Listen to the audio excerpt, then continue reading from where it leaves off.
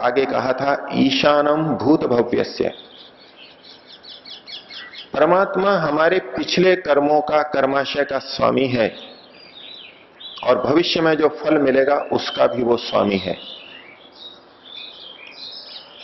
हम समाज के अंदर सुनी सुनाई बातों के आधार पर बहुत सी मान्यताएं बना के रखते हैं और जाने अनजाने परमात्मा की निंदा करते रहते हैं। यमाचार्य ने कहा हमारे सब कर्मों का स्वामी भूत और भविष्य का परमात्मा है, लेकिन वर्तमान शब्द को यहां छोड़ा है। वर्तमान कर्मों के स्वामी हम स्वयं हैं। लोक में एक वाक्य प्रचलित है, इस व्यक्ति ने अपना भाग्य बदल दिया। हम पुरुषार्थ करके अपना भाग्य बदल सकते हैं। एक दृष्टि से यह वाक्य ठीक है यदि इस वाक्य का तात्पर्य ठीक लिया जाए, और दूसरी दृष्टि से यह वाक्य गलत भी हो सकता है यदि इसका तात्पर्य भिन्न लिया जाए। यदि हम कहें मनुष्य अपने भाग्य को बदल सकता है, विभिन्न क्रियाओं को करके पिछले कर्माशय को हटा सकता है, तो इसका मतलब हुआ पिछला कर्माशय भी हमारे अधीन है, हम उसको बदल सकते हैं। लेकिन यमाचार्य कह रहे हैं ईशानम भूत भव्यस्य, जो पिछले कर्म हो चुके हैं उनका स्वामी तो वो परमात्मा है, मनुष्य नहीं है। इस दृष्टि से देखें तो ये वाक्य गलत है कि हम अपने भाग्य को बदल सकते हैं, लेकिन दूसरी दृष्टि से देखें तो ये वाक्य ठीक भी हो सकता है। हम क्या अपने भाग्य को बदल सकते हैं? क्या हम अपने भाग्य के पिछले कर्मों के, पूर्वकृत कर्मों के स्वामी हैं? हम जब चाहें तब उसको हटा दें, जब चाहें तब हम उसको भोग लें? इसको समझने के लिए एक लौकिक उदाहरण लें। एक व्यक्ति 1 लाख रुपए के घाटे के अंदर है, उस पर ऋण चढ़ा हुआ है। पिछला जैसा भी उसका कर्म रहा उसके अनुसार 1 लाख रुपए घाटे में है। अब वो मेहनत करके 2 लाख रुपए कमा लेता है। जब 1 लाख के घाटे में था तो घर पर रोटी खाने के भी लाले पड़ रहे थे, तनाव था, परेशानी थी। मेहनत करके 2 लाख रुपए कमा लिए, 1 लाख रुपए चुका दिए, 1 लाख रुपए अब उसके पास में है। उस व्यक्ति ने अपने भाग्य को बदल दिया। व्यक्ति अपने भाग्य को बदल सकता है। घाटे के अंदर था, ऋण में था, आज 1 लाख रुपया उसके पास में है, अपने भाग्य को बदल दिया। इस दृष्टि से वाक्य ठीक है, लेकिन यदि इसका यह तात्पर्य लिया जाए कि हम अपने पिछले किए हुए कर्मों के फल को बदल सकते हैं, तो यह ठीक नहीं होगा। ये क्यों नहीं ठीक होगा? क्या उस व्यक्ति ने अपने पिछले 1 लाख के ऋण को, 1 लाख के घाटे को सहन नहीं किया, नहीं भोगा? उस व्यक्ति के पास 1 लाख का घाटा था, 2 लाख रुपए मेहनत करके कमाए तो 1 लाख उसके पास बचा हुआ है। यदि पिछला घाटा नहीं होता, बराबर का हिसाब होता, तो उतनी ही मेहनत के बाद में उसके पास 2 लाख रुपए होते, 1 लाख नहीं होते। तो जिसको पास 1 लाख बचा है, क्या उसने अपने पिछले कर्म को बदल दिया है? पिछले कर्म को उसने चुकाया है। मेहनत करके 2 लाख रुपए उसके पास होने चाहिए थे, लेकिन अभी 1 ही लाख है। तो वस्तुतः उसने अपने भाग्य को बदला नहीं है। पिछला जो कर्म था, पिछला जो घाटा था, उसको उसे चुकाना पड़ा है। ये स्थूल रूप से कथन है कि जिसके पास रोटी भी नहीं थी आज 1 लाख रुपया है। उसने अपनी स्थिति को बदला है, भाग्य को नहीं बदला। पुरुषार्थ करके हम अपनी स्थिति को बदल सकते हैं, लेकिन 1 लाख के ऋण को वो नहीं बदल सकता, उसको तो उसे चुकाना होगा। अब इसके आधार पर एक व्यक्ति कहता है कि दोनों ने समान मेहनत की, एक के पास 1 लाख का ऋण था, एक के पास ऋण नहीं था। उस पिछली बात को वो नहीं देख रहा, वो केवल वर्तमान की बात को देख रहा है। दोनों ने समान पुरुषार्थ किया, लेकिन एक के पास 2 लाख रुपए हैं और एक के पास केवल 1 लाख रुपया है। अब इस स्थिति को देख करके व्यक्ति निर्णय करता है कि यहां पर न्याय नहीं हुआ। समान पुरुषार्थ से समान फल मिलना चाहिए था, दोनों के पास 2 लाख रुपए होने चाहिए थे। और इस अन्याय को देख करके वो परमात्मा के प्रति या व्यवस्था के प्रति निंदा का भाव लाता है। यह न्याय नहीं है। कोई पुरुषार्थ करता है तो बहुत मिल जाता है, कोई पुरुषार्थ नहीं करता तो भी मिल जाता है, और कोई पुरुषार्थ करता है तो कम मिलता है। कोई न्याय व्यवस्था नहीं है, और इसका दोष वो परमात्मा पर देता है, हम भी देते रहते हैं। इसके विपरीत स्थिति देखिए, किसी के पास 2 लाख रुपए हैं, 2 व्यक्तियों के पास 2 लाख रुपए हैं, और उसने 1 लाख का घाटा खा लिया, तो उसके पास अब 1 लाख रुपया बचा हुआ है, अभी भी जीवन चला रहा है। दूसरे व्यक्ति को ऐसा उदाहरण लें जिसके पास केवल 1 लाख रुपया था और अब 1 लाख का घाटा खा गया है, और अब उसके पास कुछ भी नहीं है।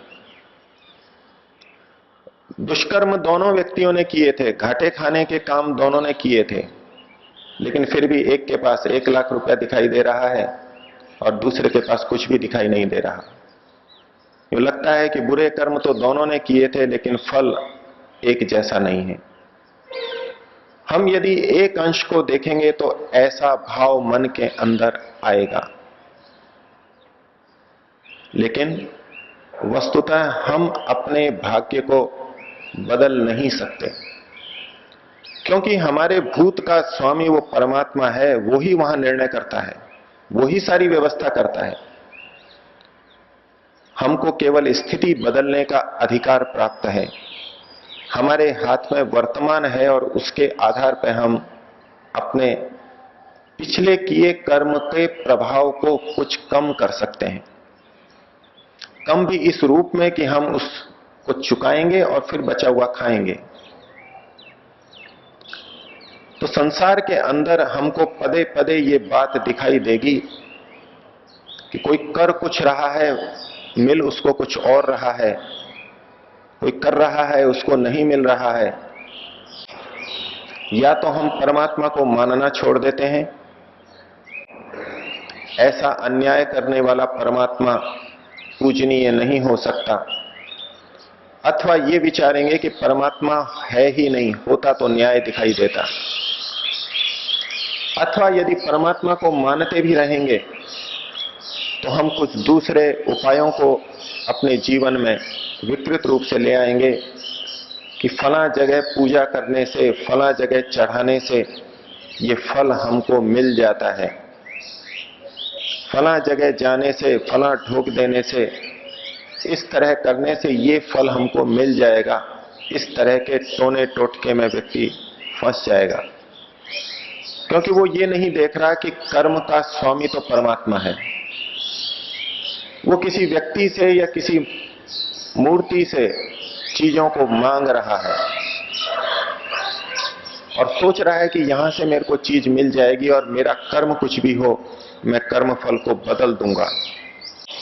जो व्यक्ति समाज की सेवा भी करता है, समाज को दान भी देता है, वो भी मन में ये विचार लेता है कि इन शुभ कर्मों के माध्यम से मैं अपने पिछले बुरे कर्मों को काट दूंगा, बदल दूंगा। लेकिन ये कर्मों का बदलना बिल्कुल उसी रूप में है, उस रूप में तो हो सकता है कि अपने पिछले घाटे को पूरा करेगा।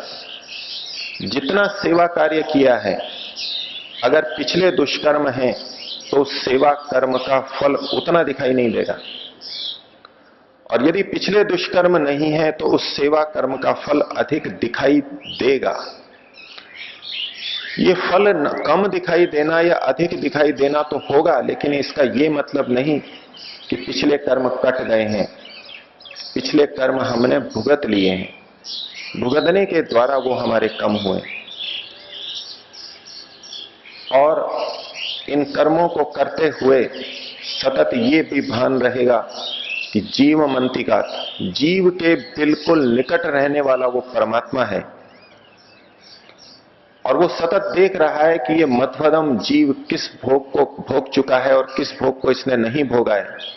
उसके अनुसार से ये निर्णय करेगा, और इतना दृढ़ विश्वास मन में होगा तो वो कभी निंदा नहीं करेगा। हम समाज में ये मान्यता मान करके चलते हैं कि यदि किसी व्यक्ति की लॉटरी खुल गई तो कहते हैं इसका भाग्य उदय हो गया है, इसका भाग्य बदल गया है। उसके कर्म में कुछ अच्छे कर्म थे, कुछ फल भोगने के थे, इसलिए उसकी लॉटरी खुली। क्यों हजारों लाखों में इसी व्यक्ति की लॉटरी खुली? हम ये मान लेते हैं इसके कर्मों का उदय अभी हो गया था।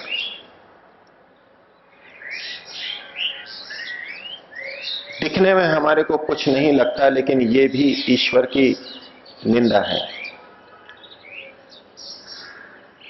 ईश्वर ने वेद के अंदर हमको आदेश दिया, अक्षय मां दिव्य, पासों से मत खेलो, जुआ मत खेलो। अब हम जुआ खेल करके यदि कुछ कमा लेते हैं, ये केवल संयोग की बात है, इसका हमारे पिछले कर्म के साथ संबंध नहीं है। पिछले कर्मों का स्वामी परमात्मा है, और उसका फल वो जुए के माध्यम से कभी नहीं देगा। जिस चीज का निषेध परमात्मा ने वेद में किया है, उसके माध्यम से वो हमारे को कभी कर्म का फल नहीं देगा। लेकिन हम देखते हैं व्यक्ति को लाखों करोड़ों रुपए मिल जाते हैं, सारी सुविधाएं आ जाती हैं, घर की परेशानियां दूर हो जाती हैं, यश प्रशंसा मिलती है, समाज में सम्मान मिल जाता है। लेकिन जो ये जानता है कि परमात्मा ही भूत और भविष्य का स्वामी है, वो ये देखता है कि अगर संयोग से इसको कुछ मिल गया है, अन्यायपूर्वक मिल गया है, गलत कार्य करते हुए, लॉटरी लेते हुए, जुआ खेलते हुए इसको यदि कुछ मिल भी गया है, तो ये उसको वस्तुतः कर्म का फल नहीं मिला है, ये उसने अन्यायपूर्वक ले लिया है, एक वेद विरुद्ध कर्म किया है, इसका फल इसको आगे मिलेगा। और यदि उसने कुछ सुख ले लिया है और पिछले कर्माशय में इस तरह के कुछ कर्म थे, तो वो उसके घट जाएंगे, और यदि नहीं है तो इस कर्म का फल दंड के रूप में उसको भविष्य में मिलेगा। तो हमको जो कुछ भी मिलता है वो सब परमात्मा के द्वारा ही हर समय मिलता है, ये विचार 100% ठीक नहीं है। हमको बहुत कुछ परमात्मा से मिलता है, बहुत कुछ हम अन्यायपूर्वक दूसरों से ले लेते हैं, बहुत कुछ हम अन्यायपूर्वक कमा लेते हैं, गलत ढंग से कमा लेते हैं। ये हमारे पिछले कर्मों का फल नहीं है, ये हमारे वर्तमान के कर्मों का परिणाम है। इस कर्म का फल हमको आगे मिलेगा। और जिसने इस बात को अपने लिए भी समझ लिया है और दूसरों के लिए भी समझ लिया है, वो कभी परमात्मा की इस रूप में निंदा नहीं करेगा कि ये व्यक्ति इतना अधर्म कर रहा है, फिर भी ये इतने संपन्नता से ये सुखी दिखाई दे रहा है। वो परमात्मा के प्रति अन्याय नहीं करेगा, परमात्मा की निंदा नहीं करेगा। और यही उस व्यक्ति की समता है। इन सब विषम दिखाई देने वाली स्थितियों में भी ईश्वर के प्रति निष्ठा बनाए रखना, ईश्वर को न्यायकारी स्वीकार करना, ये समता का भाव है।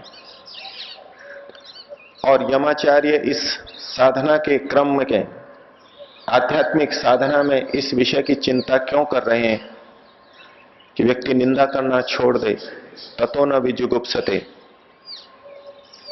तो जिस वस्तु को हम पाना चाहते हैं उसकी एक तरफ तो व्यवहार में निंदा करते रहें कि परमात्मा अन्यायकारी है, और दूसरी तरफ उसी को पाना चाहें तो वस्तुतः हम उसको पाना नहीं चाहेंगे। ईश्वर की प्राप्ति की इच्छा निश्चित रूप से हमारी कमजोर पड़ेगी। जो ईश्वर को न्यायकारी मान रहा है, भले ही कह रहा हो कि मुझे ईश्वर को पाना है, वस्तुतः वो ईश्वर को पाना नहीं चाहता। कौन व्यक्ति अन्यायी व्यक्ति को पाना चाहेगा?